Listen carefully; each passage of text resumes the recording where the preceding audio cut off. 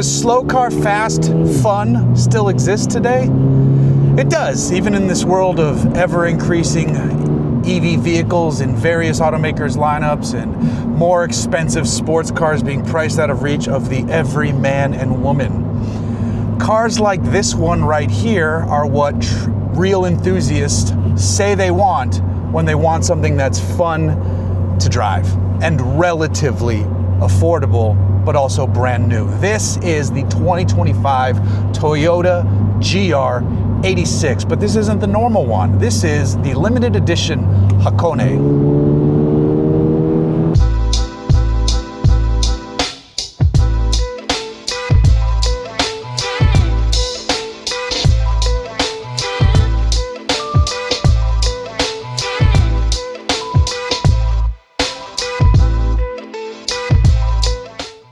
Okay, let me back up in case I'm pronouncing that wrong, but I'm pretty sure it's Hakone. The name comes from a famous turnpike or parkway in Japan where people would they would toge it, they would drive the hell out of it. It's supposed to be a very fun patch of road to drive. This Hakone edition isn't a new thing from Toyota. They've done these in the past, but it went away and now it's back. And it is limited.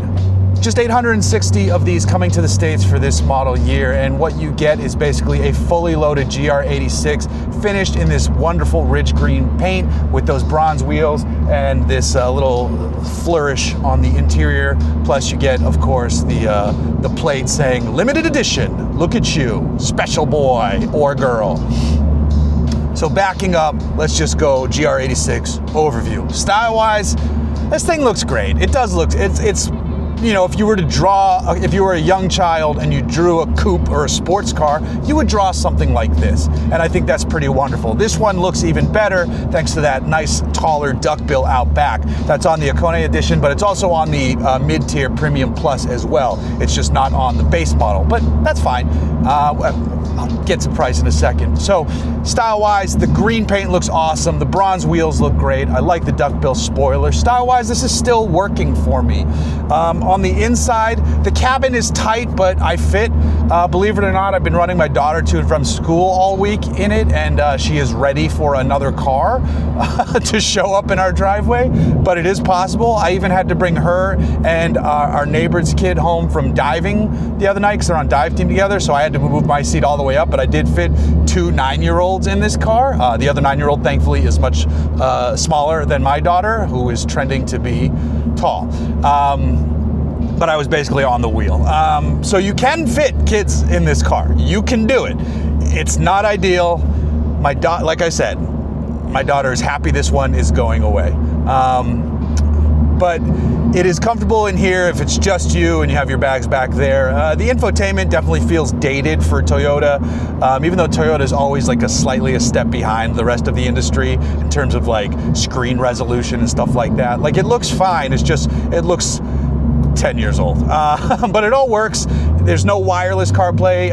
You have to be wired to do it, which is kind of silly. The gauge cluster's fine, but again, matches the vibe of the car from 10 years ago. When you put it in track mode, you get, you know, the rev counter takes front and center stage instead of the speedometer. And then that also in track mode slightly relaxes traction control, which is nice of them to do. And then it's easy to turn traction all the way off if you want to have fun in this car. And this is a car that does allow full-on slidey party time in spite of its seemingly underpowered nature. So speaking of that power, Boxer 4-cylinder engine shared with Subaru here. Under the hood of this mill it says Subaru on it, though I did find a part under the hood from a Mitsubishi, the alternator, or if you're an unfortunate tattoo artist, the turbo.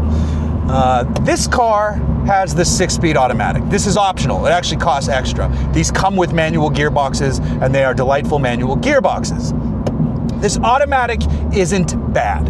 Left on its own, it's very conservative. It wants to shift up. Even if you're in sport mode or track mode and you put it into a gear, it'll stay there for a minute. In track mode, it'll stay there longer, but I mostly drive around in sport mode, which I'm gonna put it back into. So, sport mode, there we go. Oh, you can do sport and track at the same time. I didn't know that. All right, so just in normal sport mode, but it already did put it back into gear. So it's very conservative about just like getting up to sixth gear. It would have been interesting if Toyota could fit this with the 8-speed, the DAT, I forget what the acronym means, but it's the one in the GR Corolla automatic, which was really fun when I drove that on the Roval in Charlotte Motor Speedway. It's a surprisingly good automatic gearbox from a company not named Porsche. Or with the ZF logo attached to it. So this 6-speed is fine. It works really well if you're shifting it yourself with the paddles and you have it in manual mode. So I don't have complaints if you're using it that way, and then just driving around town daily driver use. Just know that it's slightly conservative, which is fine. Sometimes you want to grab a gear and then you get that gear and then it already goes back up, it upshifts again. You're like, all right, we could have stayed there a little longer. This does get a bit drony, when if you are keeping it yourself or if you're at certain speeds on the freeway. This is not an expensive car by modern standards. So that right around 3,000 to 3,500, maybe 2,800 to 3,500, it gets kind of drony in here, which is a little annoying. And that's when you might want to grab a different gear and just run it at 4,000, because this runs to like 7,500 RPM just to get rid of the noise. It's not going to do you any good for fuel economy, but it will help your ears. But this is the GR86 we know and love. I said this is the car enthusiast wants. That's because the steering feel is great. It responds really well. Front engine, rear wheel drive. Happy to oversteer if you want it to be in that mode. Happy to be in tight track attack mode if you want it to be in that mode. It really is just a fun, peppy little golden retriever brained thing of a machine. Now, yes, 228 horsepower isn't much, but I feel like, and everybody says, oh, they need to turbo it. I feel like turboing this car, unless it was just like, electrically boosted so it had no lag, I feel like a turbo in this car would kind of ruin the vibe. More power would be great. A 300 horsepower GR86 sounds like it'd be just wonderful. Or if there was like a BRZ STI version. But I do believe that a turbo could potentially ruin just the simplistic vibe of this car. Could be wrong, because modern small turbos spool up really quickly, but so take that with a grain of salt. But the driving appeal of this car is here. I've been putting a good amount of miles on this car while I've had it. I mean, I might have put like 300 or 400 miles on this car over the course of my loan, which is a lot for a week. But just I love these cars. They're fun. I would like to see the infotainment stuff modernized, which, a refresh down the road or an evolution of this car, that'll be easy enough to do. On both the Subaru and Toyota side, their screens are much nicer in other members of their lineup. Now, price-wise, these start in the mid to low 30s, and then this one is up in the upper 30s. With options, you can actually crest 40 if you get like the sway bar kit and the optional different exhaust, and there's a few other performance options that could be potentially appealing, available through Toyota's website. Now here's the thing, this comes standard with the premium pack, like I said, so it gets the upgraded dampers, which is kind of the big deal. The upgraded dampers and the upgraded Brembo brakes. Those are the performance parts that it comes with, and those are the ones you want anyway. But those are available on the other trims as an option. You can get the dampers and the brakes through the performance package on the base and Premium Plus. So if you want the looks of this one in a different color with the spoiler and the premium pack, you can do that with Premium Plus. And if you don't care about the spoiler and want to be cheaper but want the premium package, you can do that on the base model as well. The only thing is, you're buying this one because it is special that there's only 860 of them.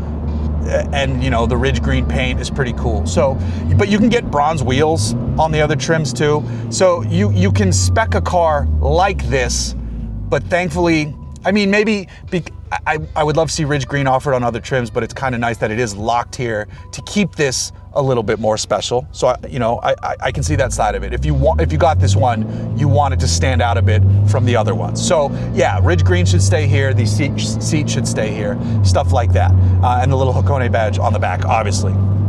But if you want to get this car and spend just a little bit less, and you don't want the green, you can basically create this car on the other trims, which is also nice.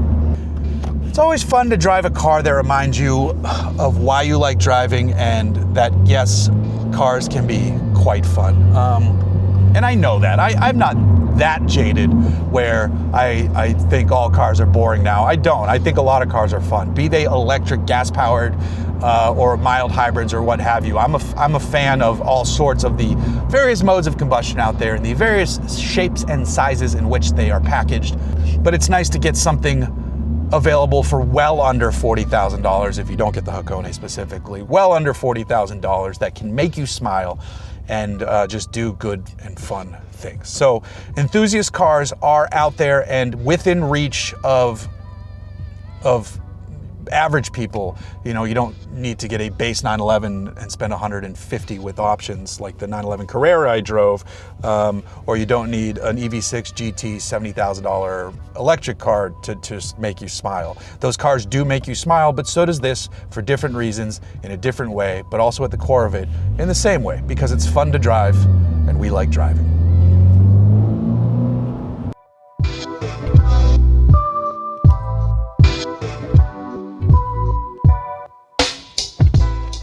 Can you still find something that's slow car, fast, fun?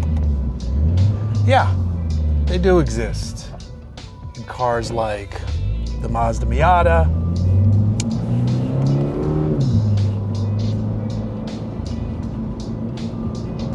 is that end of list? Almost, but not quite. No, my brain isn't working.